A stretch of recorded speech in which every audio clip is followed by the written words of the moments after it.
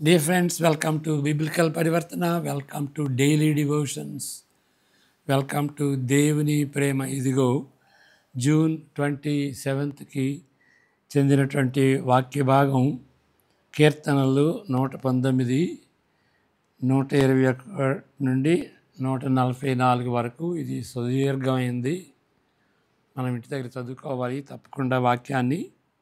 కానీ 130వ వచనంపై మనం కాన్సన్ట్రేట్ చేద్దాం.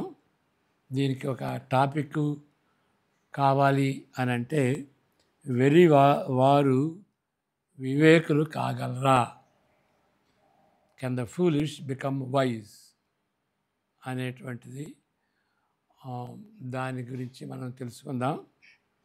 ఇది సింపుల్గా ఉంటుంది, కానీ మనం అవలంబించాల్సినటువంటి పాఠం. ప్రార్థన చేసుకుందాం. My mouth and the meditation of our hearts be acceptable in thy sight, our rock and redeemer. Amen. లేఖనాల్లోని ప్రాముఖ్యమైన అంశాల్లో ఒకటి కీర్తన 39లో కనిపిస్తుంది. ఏంటి అది?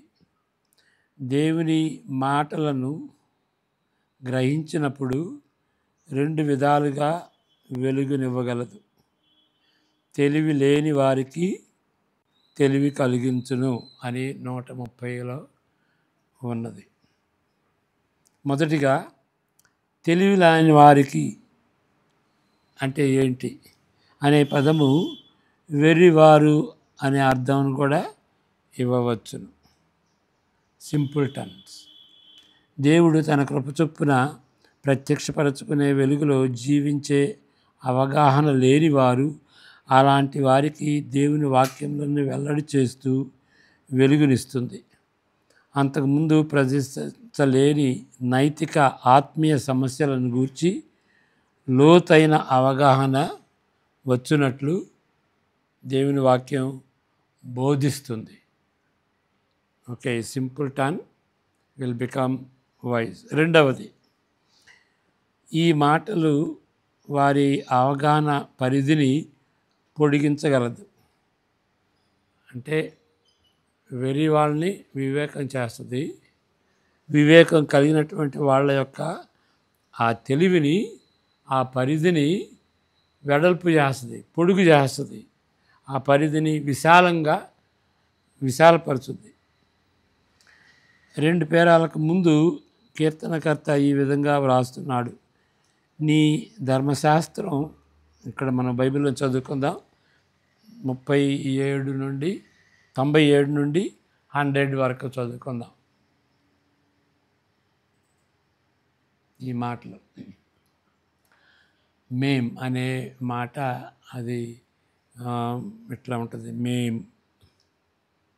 మేం ఎంతో సమానం.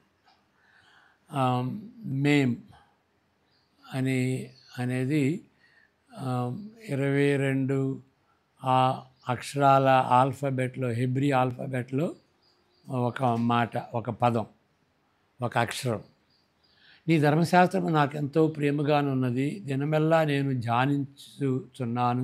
దానిని ధ్యానించుచున్నాను. నీ ఆజ్ఞలు నిత్యము నాకు తోడుగానున్నవి. నా శత్రువులను మించిన జ్ఞానము అవి నాకు కలుగజేయుచున్నవి. నీ శాసనములను నేను ధ్యానించుచున్నాను. కావున నా బోధకులందరికంటే నాకు విశేష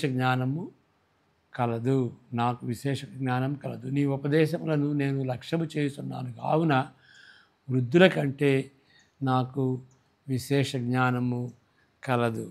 నేను నిన్న చెప్పినప్పుడు ఈ మాటలు చదివాను, దానిలో యాడ్ చేశాను.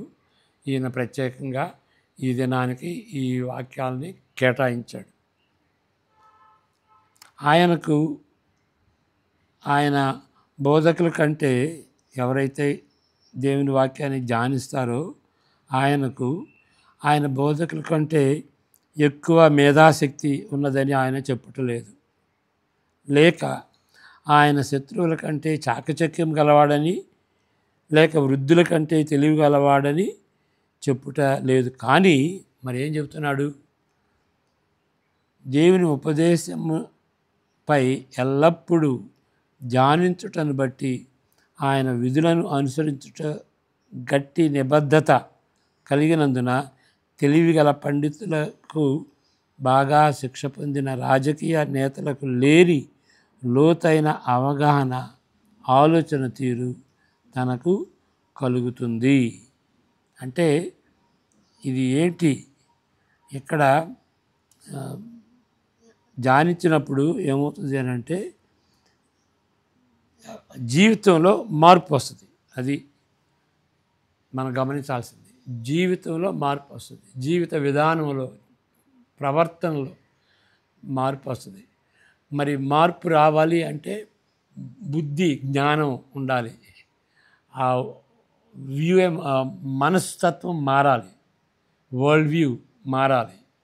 అప్పుడే పరివర్తనలో మార్పు వస్తుంది అన్నమాట. ఆ విధంగా దేవుని వాక్యం బోధిస్తుంది. ఓకే, ఇక్కడ ఏమన్నాడు, 130 వచనం మరలా చదువుకుందాం. ఇక్కడ 130, 119, 130 వచనం. నీ వాక్యములు వెల్లడి వెల్లడి అగుటతోడనే, వెల్లడి అగుటతోడనే, దాన్ని ఏమంటారంటే అన్ఫోల్డింగ్. ఇప్పుడు పుష్పము వికసించుకున్నట్లుగా, స్లోగా వికసించుకున్నట్లుగా దేవుడు తన వాక్యం ద్వారా స్లోగా ఆ విధంగా ప్రత్యక్షపరచుకుంటాడు. ఆ విధంగా ప్రత్యక్షపరచుకున్నప్పుడు దాన్ని చదివి ధ్యానించేటువంటి వాళ్ళు, దానికి కట్టుబడి ఉండేటువంటి వాళ్ళు ఏం చేస్తారు, ఆ ప్రత్యక్షతను బట్టి ఆయనకి వెలుగు వస్తూ ఉంటుంది. ఓకే, ఆ వెలుగు అంటే అండర్స్టాండింగ్, అవగాహన, ఆ జ్ఞానం దేనికి సంబంధించింది, ఐక్యూ అని కాదు, ఎక్కువ పుస్తకాలు చూస్తే ఎక్కువ ఫ్యాక్ట్స్ చెప్తాడని కాదు, ఇది జీవితానికి సంబంధించింది.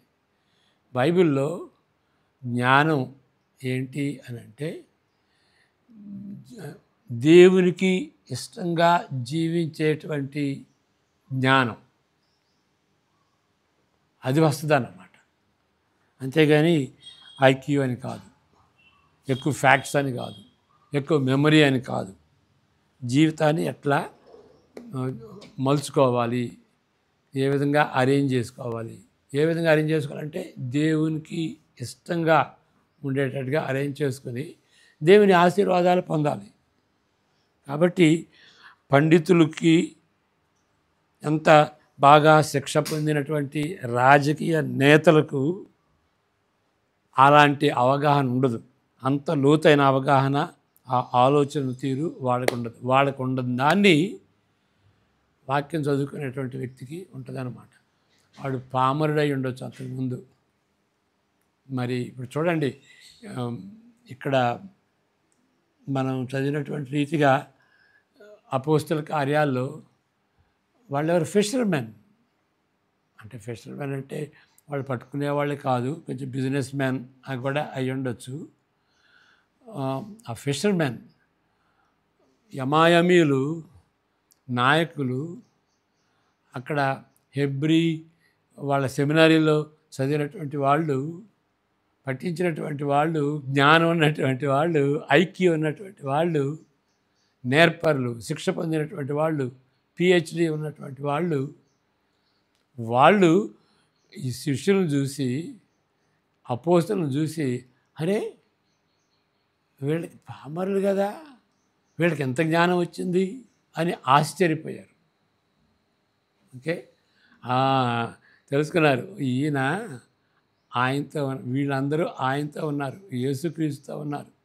యేసుక్రీస్తుని గురించి ఏం చెప్పారు వాళ్ళు, అరే దీనికి ఎంత విజడం ఎట్లా వచ్చింది అని ఆశ్చర్యపోయారు కదా. ఏ సెమినారీకి వెళ్ళలేదు, ఏ కాలేజీకి వెళ్ళలేదు, అయినా కానీ ఇంత జ్ఞానం ఎట్లా వచ్చింది. అది వాక్యం చదువుకున్నప్పుడు, ధ్యానించినప్పుడు, దానికి అనుగుణ్యంగా ఆ జీవితాన్ని అమర్చుకున్నప్పుడు, అలాంటిది జీవితాన్నే అమర్చుకోవటం కాదు, ఈ మైండ్ సెట్ కూడా మారిపోద్ది అన్నమాట. యాటిట్యూడ్ అండ్ యాక్షన్ రెండు మారిపోతాయి. కార్సన్ గారు ఆయన స్టూడెంట్ గురించి ఇది ఎగ్జాంపుల్గా తీసుకుంటాడు. దీనికి ఉదాహరణ నా విద్యార్థులలో ఒకడు ఉండగలడు. అతను హై స్కూల్ నుండి కష్టంగా బయటపడ్డాడు. మరి నేను కూడా ఆయన స్టూడెంట్నే. మరి నా గురించి చెప్పలేదు ఆయన, వేరే ఆయన ఏ విధంగా ఆయన జీవితం ఉన్నది, ఏ విధంగా తయారైంది చెబుతాడు. అతను హై స్కూల్ నుండి కష్టంగా బయటపడ్డాడు. చర్చికి ఎప్పుడు వెళ్ళేవాడు కాదు. దేవుని గురించి తన తండ్రిని అడిగినప్పుడు అలాంటి విషయాలు ఆయన ప్రస్తావించవద్దని తండ్రి స్పందించాడు. దీనస్థితి గల దీన నాయకునిగా అమెరికా సైన్యంలో చేరి మొరటి జీవితం గడిపాడు. ఓకే, అక్కడ దీన స్థితి గల నాయకునిగా ఆయన చేరాడు. తర్వాత మొరటి జీవితం జీవించాడు. అనేక సార్లు ఎల్ఎస్డి డ్రగ్స్ కూడా తీసుకొని అసమాన్యమైన శక్తి అనుభవించాడు. అంటే హై అంటారు కదా, అది తీసుకుంటే ఇక పట్టపగ్గాలు లేనట్లుగా అలాంటి శక్తి వస్తుంది అన్నమాట. ఏనుగు శక్తి లాంటిది వస్తుంది. అంటే ఇప్పుడు ఏంటంటే ఎల్ఎస్డి డ్రగ్స్ తీసుకునేవాడు. చివరకు 82 ఎయిర్ బాండ్లో చేరాడు. విమానం నుండి దూకినప్పుడు ప్రమాదం కలుగుకున్నట్లు తాయెత్తు కట్టుకున్నట్లు గిడియన్ బైబిల్ని జేబులో పెట్టుకోవటం ప్రారంభించాడు. ఏదో అది పెట్టుకుంటే కొంతమంది పెట్టుకుంటారు కదా, తల కింద పెట్టుకుంటారు. ఓకే, దానిలో ప్రాబ్లం ఏమి లేదు.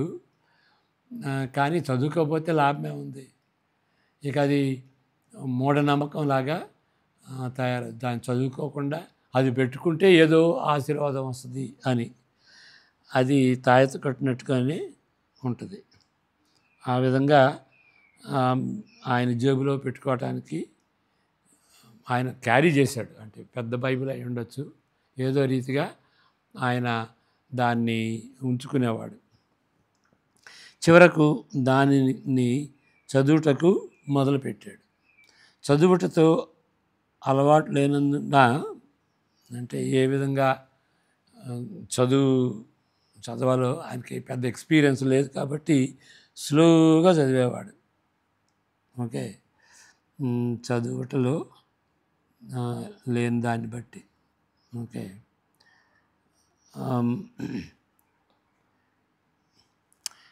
దాని అంతటిని పూర్తిగా చదివి మారు మనసు పొందాడు. మరి బైబిల్ చదివితే అంతే జరుగుద్ది. ఓకే, బైబిల్ చదివితే మరి భగత్ సింగ్ గారి గురించి చాలామందికి తెలుసు కదా. ఆయన కేవలం బైబిల్ చదివి మారు మనసు పొందాడు.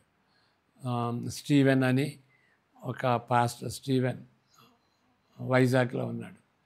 ఆయన కొన్ని సంఘాలు కూడా స్థాపించాడు. ఆయన ఎట్లా మారు మనసు పొందాడో ఆయన సాక్ష్యం చెబుతాడు. కేవలం నూతన నిబంధన చదువుకుని ఒక వారం రోజుల్లోనే మారు మనసు పొందాడు. దానినంతటినీ పూర్తిగా చదివి మారు మనసు పొందాడు. ఒక స్థానిక సంఘ కాపరి దగ్గరికి వెళ్ళి ఏమన్నాడంటే, చాప్లిన్ దగ్గరికి వెళ్ళాడు. పాస్టర్ వేరు, చాప్లిన్ వేరు. సంస్థలో హాస్టల్ అనుకోండి, హాస్టల్లో మరి స్టూడెంట్ ఉంటారు, అది క్రిస్టియన్ హాస్టల్.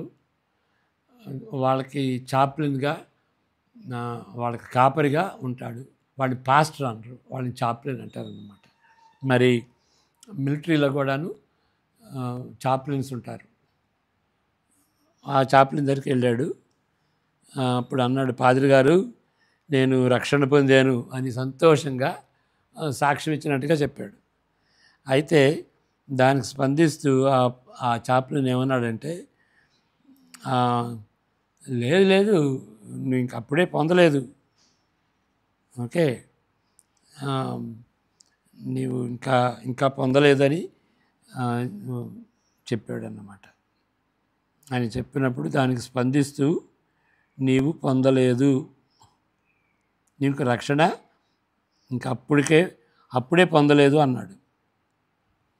అప్పుడే పొందలేదు అని ఏం చేశాడంటే ఆ కెటకిజం క్లాసులో ఆయన చేర్చుకున్నాడు. కెటకిజం అంటే ఏంటంటే బాప్తిసం తీసుకోబోయే ముందు లేకపోతే కన్ఫర్మేషన్ ముందు కొన్ని క్లాసులు పెట్టుకుంటారు. అంటే దేవుని వాక్యం గురించి ప్రశ్నోత్తరి లాగా ఉంటుందన్నమాట. క్వశ్చను ఆన్సర్ అది నేర్చుకుంటారు. నేర్చుకున్న తర్వాత కన్ఫర్మేషన్ తీసుకుంటారు. అలాంటి క్లాసులోనికి చేర్చుకున్నాడు. చివరకు బైబుల్ బోధించే సంఘానికి వెళ్ళాడు. డ్రగ్స్ అలవాటు నుండి బయటపడ్డాడు. మరి బిలీవర్ అయ్యాడు కదా, మంచి సంఘానికి చేరాడు, ఆ డ్రగ్స్ నుండి బయటపడ్డాడు. తర్వాత 6 మాసాల్లో ఆయన స్నేహితులు, డ్రగ్స్ వాడేటువంటి స్నేహితులు అందరూ కూడాను వాళ్ళందరూ నాశనం అయ్యారు, చెడిపోయారు. చివరకు సైన్యం నుండి తప్పించుకొని కాలేజీలో చేరాడు. ఈయన బలిష్టంగా ఎదిగాడు, ఆత్మీయంగా బాగా ఎదిగాడు. సెమినరీలో చివరికి ఎలాంటిది అయిందంటే గ్రీక్ భాషలో ఏ క్లాస్ విద్యార్థిగా తయారయ్యాడు. గ్రీక్ భాషలో చూడండి. మేము గ్రీకు చదువుకున్నప్పుడు ఒక మాట ఆడేవాళ్ళం, గ్రీక్ ఈజ్ గ్రీఫ్ అనేవాళ్ళే. Greek is grief. మరి హెబ్రీ భాష కూడా ఇంక అట్లాగే ఉంటుంది. హెబ్రీ భాషని మా పంతులు గారు ఏమనేవాళ్ళు అంటే it is the language of the angels అనేవాడు. కాబట్టి అవి కష్టతరమైనటువంటి, అంటే కొంతమందికి సులువుగా ఉండొచ్చు, కొంతమందికి కష్టంగా ఉండొచ్చు, చెప్పే వాళ్ళని బట్టి ఉంటుందన్నమాట. ఆ విధంగా చూడండి, ఆ సింపుల్గా ఉన్నటువంటి వ్యక్తి, ఓకే, చదవటం తెలియనటువంటి వ్యక్తి, హై స్కూల్ పాస్ కావటమే కష్టంగా ఉన్నటువంటి వ్యక్తి ఇక్కడ గ్రీకులో ఏ క్లాస్ విద్యార్థిగా తయారయ్యాడు. ఎందువలన? మారు మనసు పొందాడు. ఎందువలన? వాక్యం చదువుకుని దానిలో ఉన్నటువంటి ప్రత్యక్షతను బట్టి ఆయన జ్ఞానిగా తయారయ్యాడు. దేవుని మాటలను హృదయంలో నింపుకున్నాడు కాబట్టి తన జీవితము పరివర్తన చెందింది. ఆయన బోధకుల కంటే ఎక్కువ జ్ఞానం పొందాడు. దేవుని వాక్యములు వెల్లడొకటితోడనే అవి తెలివి లేని వారికి తెలివినిచ్చును అనే దాన్ని ఆయన రుజువు చేశాడు. ఆయన జీవితంలో అది రుజువైంది, అది యథార్థమైందన్నమాట. కాబట్టి మన జీవితం ఎట్లా ఉంటుంది?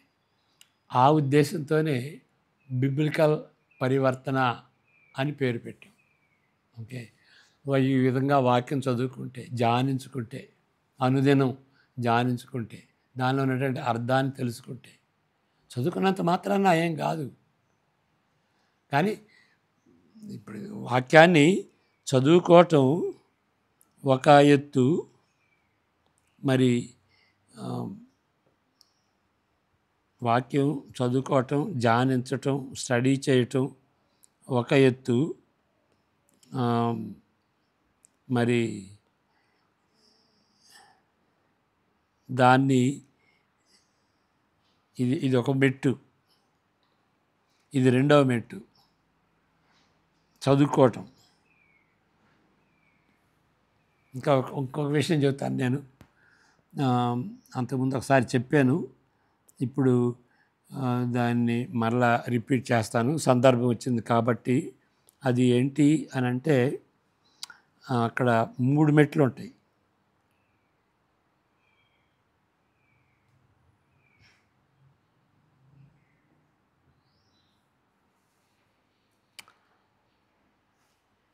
ఓకే, 1, 2, 3 మెట్లు. ఇది ఏంటి అని అంటే మొదటిది చదువుకోవటం, ధ్యానించటం. తర్వాత మరి ధ్యానించినప్పుడు రెండు విధాలుగా పరివర్తన. ఒకటి ఏంటంటే యాటిట్యూడ్, యాక్షన్. ఇక్కడ మనసు మారుద్ది, వెలుగు వస్తుంది, జ్ఞానం వస్తుంది. ఇక్కడ జీవితంలో, జీవిత మార్గంలో ఒక పరివర్తన చెందుతాడు. ప్రవర్తనలో పరివర్తన. ఓకే, ఇక్కడ ప్రవర్తన. కాబట్టి ఈ పరివర్తనలో రెండు భాగాలు ఉంటాయి అన్నమాట. ఇది ప్రవర్తన, తర్వాత ఇది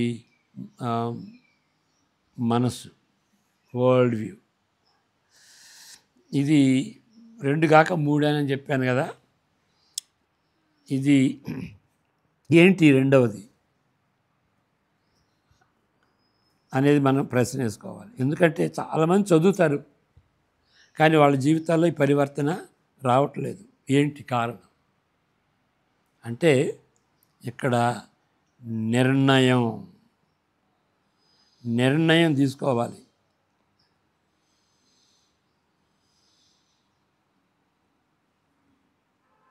చదువుకుంటాం మరి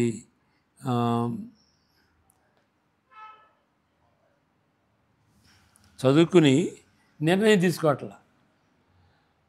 ఇప్పుడు మన ఈ డైలీ డివోషన్లో ఏంటి అని అంటే ఎక్కువ భాగం నిర్ణయం తీసుకునేటటువంటి రీతిగా స్పెసిఫిక్గా, విశిష్టంగా, స్పెసిఫిక్గా ఏం చేయాలి అనేటువంటి నిర్ణయం అన్నమాట. జనరల్గా చెప్పటం కాదు. ఈ విషయంలో నిర్ణయం తీసుకుంటేనే అప్పుడు పరివర్తనలో మార్పు వస్తుంది, ప్రవర్తనలో మార్పు వస్తుంది అని మనం గ్రహించుకోవాలన్నమాట. ఇప్పుడు అది ఆ నిర్ణయం తీసుకోకపోతే పెద్ద ప్రాబ్లం. అది తీసుకోవట్లేదు. ఎప్పుడు ప్రసంగం చేసినప్పటికీ ఏ నిర్ణయం తీసుకోవాలి అనేదాన్ని మనం దాన్ని కొంచెం దృష్టిలో పెట్టుకోవాలి. ఓకే, కొన్నిసార్లు ఉండకపోవచ్చు. ఎందుకంటే ఈ నిర్ణయం తీసుకోవటం అన్నిటికంటే ముఖ్యమైనటువంటి నిర్ణయం ఏంటి చెప్పండి? ఏంటి నిర్ణయం?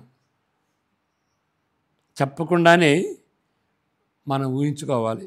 ఏంటి అని అంటే బైబిల్ చదువుకోవటం,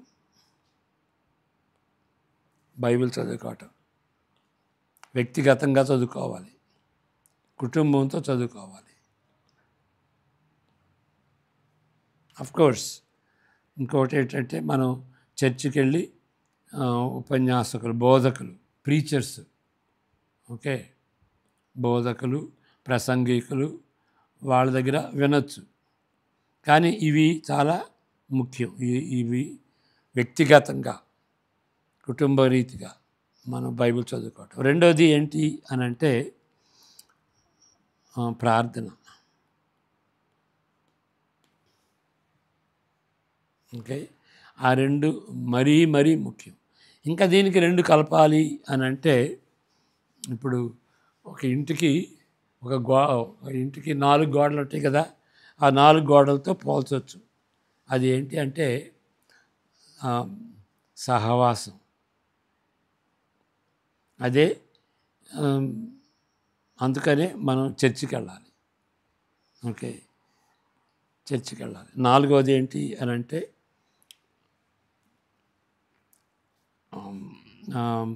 మనం విట్నెస్, ఓకే, సాక్ష్యం చెప్పటం. సాక్షికరమైనటువంటి జీవితం జీవిస్తాం, సాక్ష్యం కూడా చెబుతాం.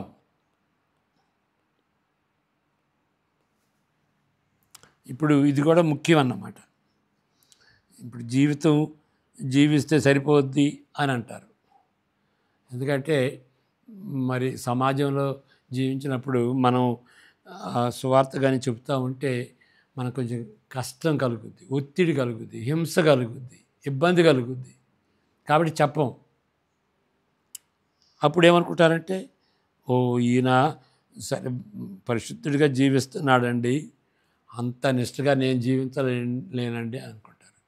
కాబట్టి మనం చెప్పటం వలన మన జీవితం ఎట్లా మారింది, సాక్ష్యకరంగా ఎట్లా ఉన్నది అని చెప్పినప్పుడు యేసుక్రీస్తు ఆయన మరణ పునరుద్ధానాలను బట్టి నాకు ఈ మార్పు కలిగిందండి అని చెప్పాలన్నమాట. లేకపోతే మనల్ని మెచ్చుకుంటారు, ఓ ఈయన పరలోకం నుండి ఊడిపడ్డాడండి అని అనుకుంటారు, ఇంత గొప్పవాడండి, అలాంటి గొప్పతనం నాకు లేదండి. అట్లా కాకుండాను నేను ఏదన్నా మంచి ఉంటే అది యేసుప్రభుని వలనండి, నేను పర్ఫెక్ట్ కాదు అని మనం తగ్గించుకుని మనం చెప్తామన్నమాట. ఆ విధంగా చెబితే ఓహో అప్పుడు యేసుప్రభు దగ్గరికి ఆకర్షింపబడతారు. చెప్పకపోతే మన దగ్గర నుండి బయటికి పోతారు. ఏది ఇబ్బంది కలుగుద్ది అనుకుంటామో ఆ ఇబ్బందే కలుగుద్ది తప్పక. ఏ ఇబ్బందిని అవాయిడ్ చేయాలనుకుంటున్నామో, దూరం చేయాలనుకుంటున్నామో ఆ ఇబ్బందే దగ్గరకు వస్తుంది. ఓకే, ఎందుకంటే ఇలాంటి వ్యక్తిని అబ్బో మేము చూడమని. కాబట్టి ఆ విధంగా ఈ 4 విధాలుగా మనం ఏదన్నా కానీ ఈ విషయాల్లో మనం నిర్ణయం తీసుకోవాలి. అది ఇక సహవాసం అన్నాం కదా, సహవాసం చాలా కష్టం. సహవాసం అంటే మనకు గిట్టిన వాళ్ళు ఉంటారు, అప్పుడు ఏం చేయాలి, వాళ్ళతో ఎట్లా సహవాసం చేసుకుంటాం. దానిలో మొట్టమొదటిది ఏంటంటే వాళ్ళల్లో వాళ్ళు మనకి ఏదన్నా పొరపాటు చేస్తే వాళ్ళని క్షమించాలి. క్షమాపణ హృదయం లేదు అంటే వాడు మారు మనసు పొందలేదని అతనే అనుకోవాలి, వేరే వాళ్ళు చెప్పటం కాదు. ఎందువలన ఇప్పుడు మన పరలోక ప్రార్థన చెప్పుకుంటాం, ఏమని చెప్పుకుంటామంటే పరలోకమందున మా తండ్రి నీ నామం పరిశుద్ధగాక అని మొదలెడతాం కదా. మేము క్షమించిన ప్రకారము మా అపరాధములను క్షమించుము అని అంటాం. అంటే ఏంటి, మనం క్షమిస్తేనే దేవుడు క్షమిస్తాడా అని అది దాని అర్థం అది కాదు. అది కండిషన్ అయిపోద్ది, అది కార్యం అయిపోద్ది. ఓ నేను ఇట్లా చేస్తేనే, అందరితో సఖ్యంగా ఉంటేనే, సమాధానంగా ఉంటేనే నాకు దేవునితో సమాధానం ఉంటుంది అంటే ఇక యేసుప్రభు ఎందుకు, యేసుప్రభు మరణ పునరుద్ధానాలు ఎందుకు మనకి? దాని అర్థం అది కాదు. దాని అర్థం ఏంటి అని అంటే దేవుని క్షమాపణ, మనం ఇతరులను క్షమించటం అవి టైట్గా కనెక్ట్ అయినాయి. అది టైట్గా కనెక్ట్ అయినాయి. ఎవరైతే దేవుని యొక్క క్షమాపణ పొందుకుంటారో వాళ్ళు త్వరగా క్షమిస్తారు. ఎన్నిసార్లు క్షమిస్తారు? 70 times 7. ఓకే, దేవుడు నన్ను ఎంతగా మరి మైలు దూరంలో ఉండేటువంటి ట్రక్ లోడ్స్ ఆఫ్ పాపాలు నన్ను క్షమిస్తే నేను ఒక మూట, వాడు నా ఎడల చేసినటువంటి ఒక మూటతో పోల్చదగినటువంటి పాపాలు ఎందుకు క్షమించకూడదండి అని వస్తుంది. అది మత్తయి 18 అన్నమాట. కాబట్టి ఈ విధంగా మనం నిర్ణయం తీసుకోవాలి. కాబట్టి చదువుకుంటేనే సరిపోదు, తగినటువంటి నిర్ణయం తీసుకుని మన జీవితంలో అలాంటి పరివర్తన రావాలి.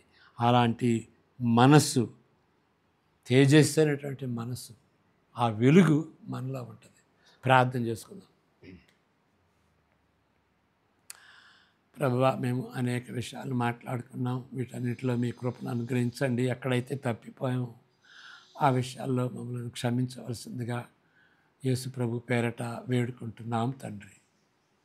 ఆమెన్. God bless you.